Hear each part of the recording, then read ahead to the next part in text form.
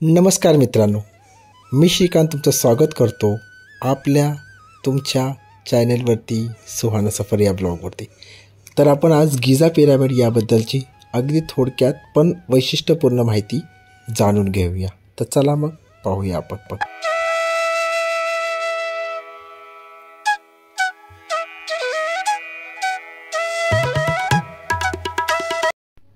Egypt या देशातही काही प्राचीन सभ्यता अस्तित्वात होत्या। त्या सभ्यतांनी काही आश्चर्यचकित करणाऱ्या गोष्टी या पृथ्वीवर तयार केल्या। त्या गोष्टींचे सौंदर्य पाहून आजही आश्चर्यचकित व्हायला होतं। त्यापैकीच एक आहे the great pyramid of Giza. इजिप्तच्या पुरातत्व खात्याच्या मते हा पिरॅमिड म्हणजे खुफू या इजिप्शियन राजाची कबर असावी।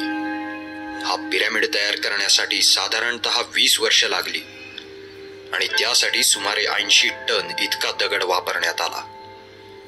इसवी सन 1880 ते 82च्या सुमारास इजिप्तचे शास्त्रज्ञ सर फ्लिंडर्स पेट्री यांनी त्या पिरॅमिडचे अचूक मोजमाप केले।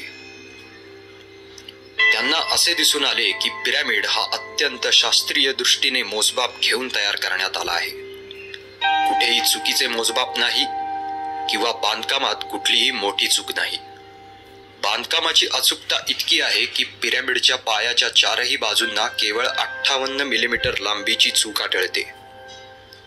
त्या काळात म्हणजे साधारणतः इसवी सन पूर्व 3000च्या काळात या पिरॅमिडचे बांधकाम केले असावे। त्या काळातही बांधकामाचं इतकं प्रगत तंत्रज्ञान कसं काय अस्तित्वात होतं, हा आजही एक मोठा प्रश्न आहे। पिरॅमिडच्या आतल्या भागात राणी महाल, राजाची राहण्याची जागा इत्यादी गोष्टी आहेत। या पिरॅमिडचं बांधकाम नक्की कसं झालं यावरही तज्ञांची अनेक मतं आहेत आणि नक्की किती मनुष्यबळ वापरण्यात आलं हेही अजून गुपितच आहे। काही तज्ञांच्या नुसार बांधकामाला साधारण 14,500 ते 40,000 लोकांचं मनुष्यबळ वापरण्यात आलं असावं आणि बांधकाम 10 वर्षात पूर्ण झालं असावं असंही ते म्हणतात।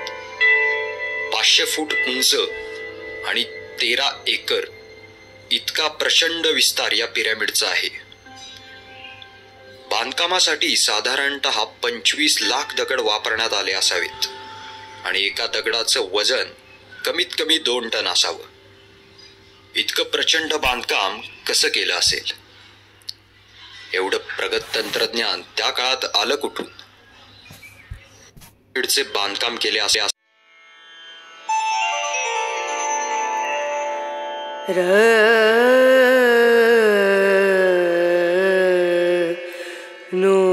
त्यांनी हे दगड बांधकामासाठी आणले कुठून?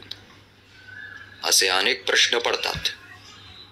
तुमचं यावर काय मत आहे? कमेंट करून नक्की कळवा।